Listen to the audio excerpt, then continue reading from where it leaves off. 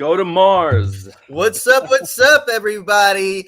This is your co-host, Super Alex. And your co-host Super Ray, ready for the day. Hello, everyone. Woo! Welcome to the Business Temple set. It's another Saturday over here at this very hype podcast that we Yes. facilitate every single weekend, 9 a.m. PT, 12 p.m. ET, the Business Temple podcast, where we marry ancient philosophy and modern business. And we talk about personal development, career, and all that stuff in between. But yes, we are on for another show. How you feeling about today, Ray? I'm feeling super well, Super Alex, and I am excited to go through this journey with you. We're talking all about entrepreneurship, harnessing self-control and discipline, and Boom. we have so much context to share with you. It might some of it might be new, some might be old, but take from it what you will. Just sit back, relax, and enjoy the show because we have a great one for you today. Oh, before we let's play them in. I gotta get hyped for Yeah. these things. Let's Woo! go. Make sure y'all subscribe, smash that subscribe button, like button, notifications, because we are on here. No excuses. We are out here. We've got a whole boatload of content coming up for y'all in the next few weeks.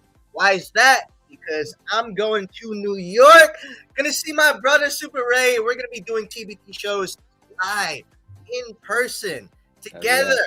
Oh man, it's already crazy the energy that we got from LA to New York, and then whenever we're in person, it's just y'all will notice a difference. I promise you, we do. We absolutely do. Oh man, nobody can match our energy. Guarantee you that because the love is true, the love is there, and brother, I'm so happy to be doing this with you every single Saturday. That's you right. know how we do. We have a passion, we have a purpose in life, and that is to educate people on the value of how to run your business and being professionals ourselves and being I guess we have a minority dissent here, but I would say we have that flavor, bringing a little sprinkle into the business world. You know what I mean? Oh, I love it. Yeah, let's do that. All right. So we're going to talk about mostly self-control. Like what Ray said, we've got some stories in between. We've got some wisdom to share in between. Make sure y'all engage with us. If you like what you heard, comment. If you like if you like the topics of the show, make sure to email us, businesstempleshow@gmail.com, if you want to hear about a certain topic, or if you just want to give us feedback on absolutely anything. We're totally open to all of that. Absolutely. Shall we, Super Ray? Let's get it. Woo. Right, all right. So we're going to talk about harnessing self-control for success. Now, I guess I should start because I've got a few stories up my sleeve for this one. Some of the things that I had to live through. And I say live through because y'all are going to find out why I'm choosing that type of vocabulary. So as y'all already know, I started out as an entrepreneur in 2017. Before I became an entrepreneur, I would say I was such an impulsive person. Like if you met me, Super Ray, back in like 2015, 2017, I was a pretty impulsive guy, and the lifestyle I was living was pretty rough. I was in my roaring 20s back in those days, and I had a job, great job, but the lifestyle I was living was pretty much paycheck to paycheck. And I've got nobody to blame but myself. It was just some tough stuff. I had no control over my money, my spending habits. That's number one. What really, kind of kept me in that, shall I say, limbo of paycheck to paycheck life. And it was just, I could already tell it was just my spending habits, and it was just my attitude wherein I did not take control over my own personal growth.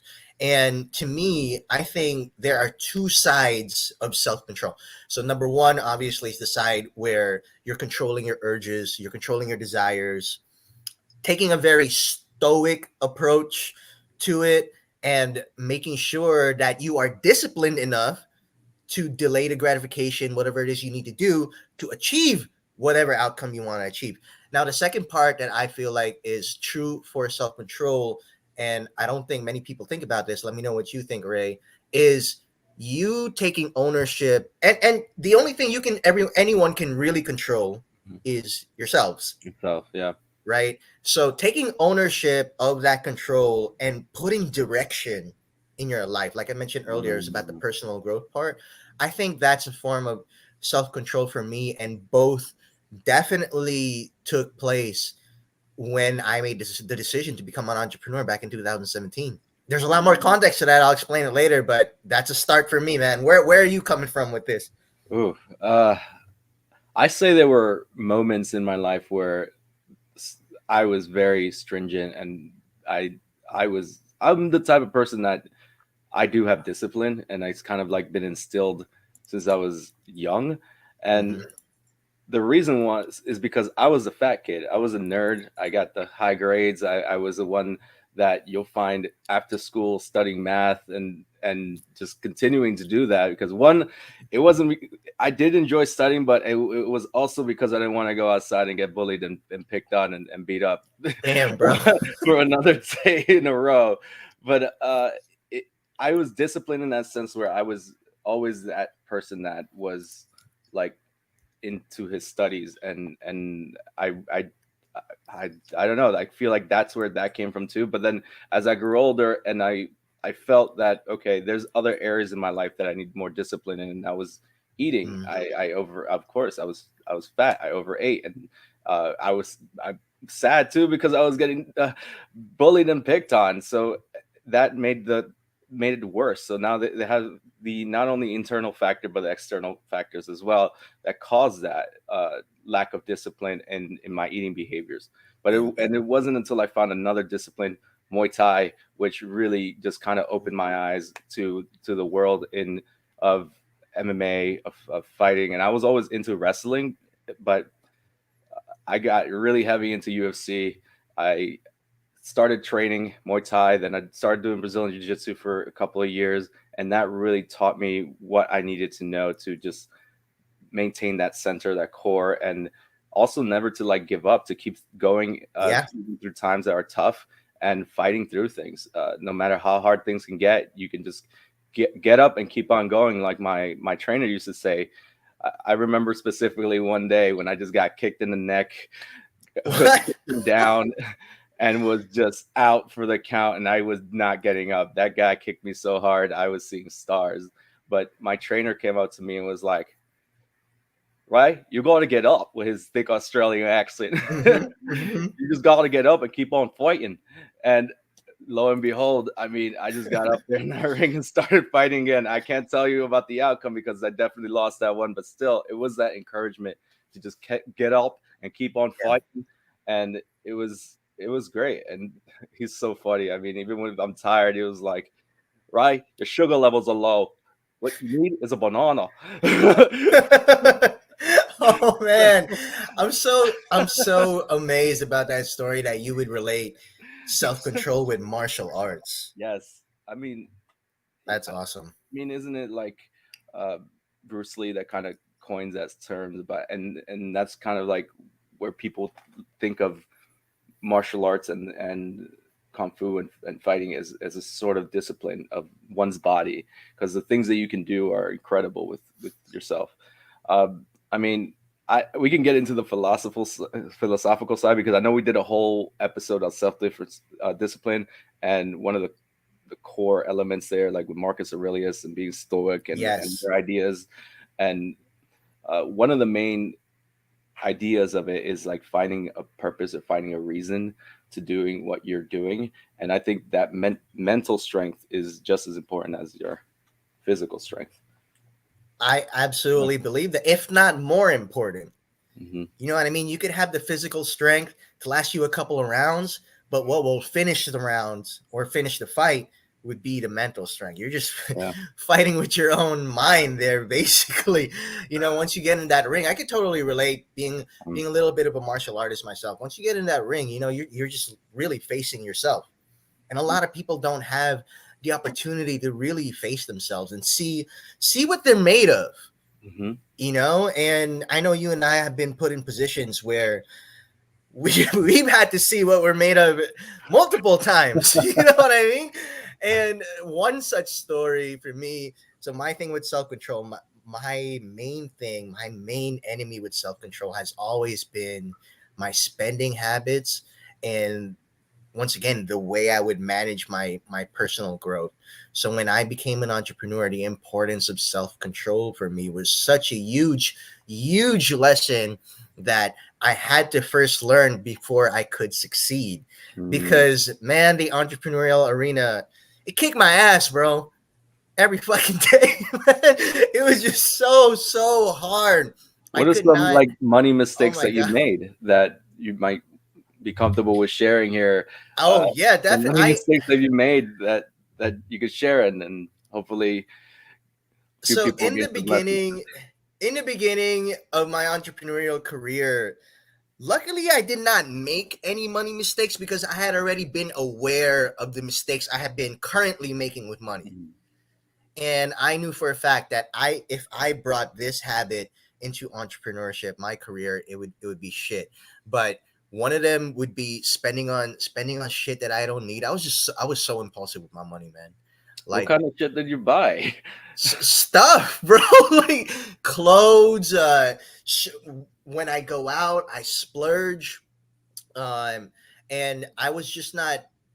I was the type of person who had the mindset wherein if I had, whatever money I had, I should spend, Mm, even if I had little. And that was wrong. In such a way, people would think, yeah, whatever money you have, you should definitely spend. But that's if you actually have the money to spend it, and that's not be true. broke after spending it. Because then you'll be putting yourself in such a difficult position. And And I'm sure a lot of people can relate, including myself. It's yeah, like having that it's hard. mentality of like you're spending the money, and having a credit card doesn't help at all. And I can give you a couple of reasons as why it's created that way. But in this scenario specifically, is like also thinking, oh, I have money coming. So Right? do you remember that conversation we had when Right. we were talking about I didn't think of it that how way.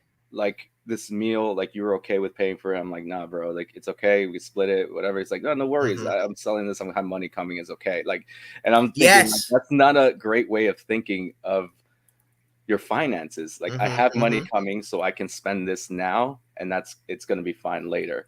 Like that's not a great way of thinking when you're dealing with Borrowing money finances. that's not even there yet. Yeah, Pretty much. it's spending money that's not there. It's spending money that hasn't existed yet, or Hmm. and that's the like living paycheck to paycheck. Sometimes you really don't have a choice. I mean, look at the rents, look at the cost of living. It's skyrocketed, and living the paycheck to paycheck doesn't necessarily mean that you're spending frivolously now. It means that you're just trying to freaking survive.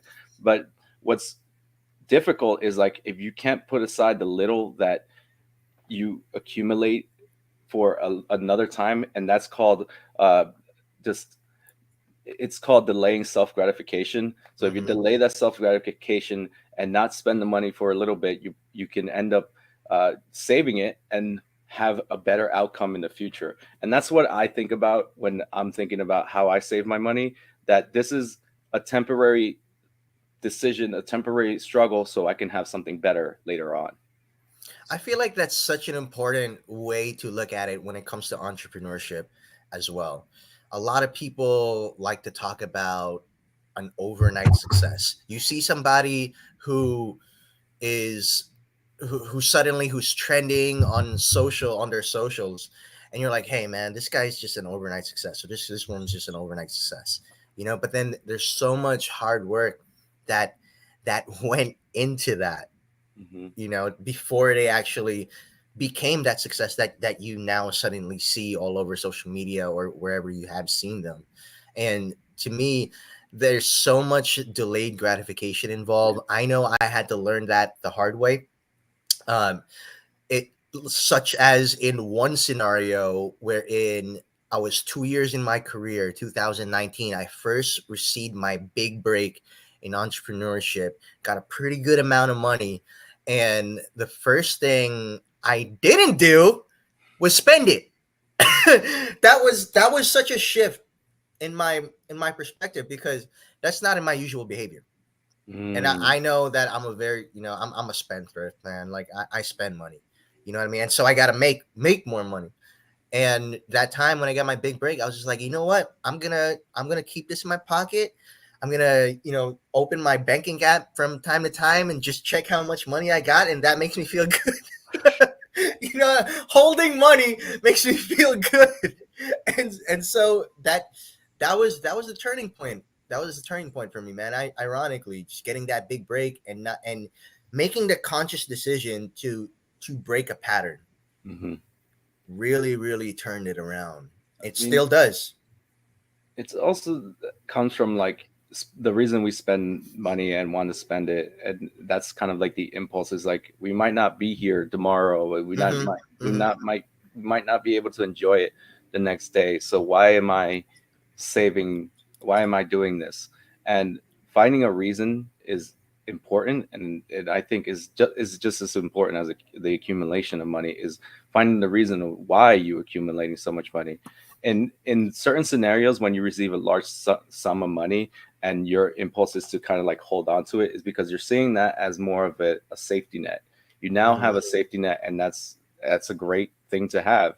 But if you're like putting away $20 here and there, you're not seeing the impact right away. You're like, fuck it. What is this? What is this? What is $20? What is $5? I'm just gonna Yeah. spend it. Doesn't matter. It is what it is. And it's a terrible way of looking at money when you think about it, because those little sums add up. And Over I time. mean, Yeah. over time, that's you. I started looking at my finances like, hey, Ray, you need to wake up. You need to like not. I had same spending patterns, especially early on when I was started making a decent amount of money, where I spent it all. I spent every penny because I was living fast, die young. That's the lifestyle sometimes. Ride or die, man. But it can't be like that. If I, I mean, everybody knows I didn't think I was gonna make it past 30. I made it past 30, Mm-hmm. but I'm lucky that I was smart enough to put something away so that if I ever made it past 30, I wasn't not okay. I was okay. Have you ever met an entrepreneur that was very impulsive? What are the outcomes of that? Oh yes, yes, yes, yes, yes. What are the I outcomes mean, of that? living in New York, you see people drop 50,000 here, Mm-hmm. 50,000 there at a table, $100,000 here at a table, and what ends up happening is that there is no real satisfaction at the end of that major purchase. So it's more of like a temporary type of situation when you're like spending 200 20,000 to 30,000, 50,000, whatever it may be on the table. You get satisfied for 3 or 4 hours that night. You go home and it's empty. It's a It sinking feels like feeling, it's doesn't a it? sinking feeling. And Yeah. it's like most of the times they don't care. Most of the times they had the money to spend that, so it wasn't really about the money. Most of the time, it was more like a sinking Clout. feeling. Like, yeah, it's like I just spend this much. Like, what did I get out of it? If you have that feeling afterwards, then you didn't make a good investment, or even if it's just investment of your time, because you are spending time in that facility, and then you're paying them this much money, and then at the end of the day, most of them they don't feel that, or they need to continuously chase that high and keep paying and spending all this money, and then ultimately leaving them to self ruin. I've seen it happen so many times, and it's Yeah. sad. It's really sad. The people that make it are the people that know that spending this much money doesn't make sense. Like you rather invest that, you can still find enjoyment without having to spend so much money, and you can find similar enjoyment without having to spend so much money, and then use whatever money you have to put it back into your business, to put it back into your investments. And those are the smart people. The dumb ones, hey, they're out there throwing money at strippers. Pretty soon they're just gonna be throwing dimes. Little pennies. But man, I totally get that. I think on the flip side as well, on self control is working too much, making sure Mm. that you have, because that after I worked out my spending habits, then I had to work on my working habits. But working too much for other people, I would say. It's hard. Hmm. That's what I would say. Don't I This is one thing I discourage so many people, that that have a job and then they work so hard to dedicate their lives, and then they find out that they have no pension at the end of the 30 years Oof. that they worked there, or they have no, they get a freaking birthday cake when they retire or something like that, like a little cake or something. And that's essentially what you get. You gave your life, you gave your time, and you're doing a song and dance for whoever Song is and your dance. employer. Because that's basically what you're, a puppet. You're a puppet for money, and then you're working so hard for other people to succeed, and you're spending your time and your energy for someone else to get richer. I mean, do your job, do a great job, do it right, contribute as much as you can, and supply as much as you can, but also focus on maintaining yourself. Never forget about yourself. Absolutely, absolutely. I had to learn that the hard way as well. Entrepreneurship taught me so many lessons about self-control that I didn't know I really needed to learn to progress in life. And I think one of the main takeaways I had when it came to really taking my self-discipline and um my self-control seriously is that when I do the hard things, that's when life becomes easier. When I delay my gratification, when I confront my impulses and really manage my triggers, that's when I don't create any more problems for myself. Mm. How do I do that? I think once again, I like what you said, what you mentioned earlier. I think that's what I was trying to say, but I couldn't. You need to have that stronger why within you, because self-control, that shit takes willpower, sometimes so much willpower for other people. I know for me it took so much willpower before, but like what Super Ray said, having the why on why you spend money, why you work, why you do this and why you do that, and anchor that realization, I think will really take you a long way when it comes to self-control. And then having a physical discipline as well to help harness it, like martial arts, for example. Mhm. I think that's absolutely necessary. Martial arts teaches you so many things. Not only does it humble you, but it definitely teaches you self control in the form of how you move your body, how your technique, your form, and all of that, and What also are some, controlling your aggression. mm, You Super know, Alex, what are some like practical skills that we can provide people to like better themselves? People that have probably not good at self discipline. Do you have any notes on that? I do. So I actually spoke with a coach about this before. I think it was back 2018, and I told them the issue that I had with self control. And I knew some parts, whatever I had to do, which is what I just said, check my spending habits, do a little bit more martial arts. But what is mainly important here was time management. Hmm. So my coach asked me to download an Excel sheet, a calendar Excel sheet, wherein I could input schedules. Mm-hmm. And he said, the more you can, make a schedule, and the more you can hit the times of your schedule, the more self-control you would get. So Mm. now I use an app called Trello, and I pay a premium for my time management, They man. should sponsor us because you mentioned them so many times. Yes, they should. I use Trello now, and it's just the way that I manage my life. Hmm. I think one of the one of the best things that came from my entrepreneurial career was time management. That's when I learned how to get more things done, do less things that really don't contribute too much to the outcome that I want to achieve. And Hmm. I think time management really helped me with that self control. Why? Simply because I wanted to stick to my schedule, no excuses. Like how Hmm. we do TBT, Yeah. I always have this time frame open for our podcast. Yeah. And lo and behold, we always stick to that time, no Hmm. matter what. That's self control. Yeah. And I think time management. Get an app where you can schedule stuff. I guess the simplest one would be Google Calendar or Yes. something like that. I use Google Calendars. It's Yeah, great. And so how does that help with self mhm, control in your end? I 100% agree. I think time management is one of the biggest factors of self control. Blocking out time for you Hmm. to do things that you I know time's a enjoy. big thing for you, Yeah, man. So when you it's say blocking out time, yeah, time blocking. I do that, of hmm course. I use a Pomodoro method when I need to get things done quickly and efficiently. I love the yeah, the notion of like thinking of self discipline and thinking of your time and learning to appreciate your time, and also knowing when to say no and not committing yourselves to things that you know that you don't have time for. So it's a lot, it's a lot in there when it comes to self discipline, and I 100% agree. I mean, time management there is is a there is a big thing you said mhm, that I want to expound on a little about mhm. self control. Learning how to say no. Yep, also That's learning how to say no. that's extremely important. I would consider myself in my younger years, especially before I became an entrepreneur, I would consider myself as a yes man.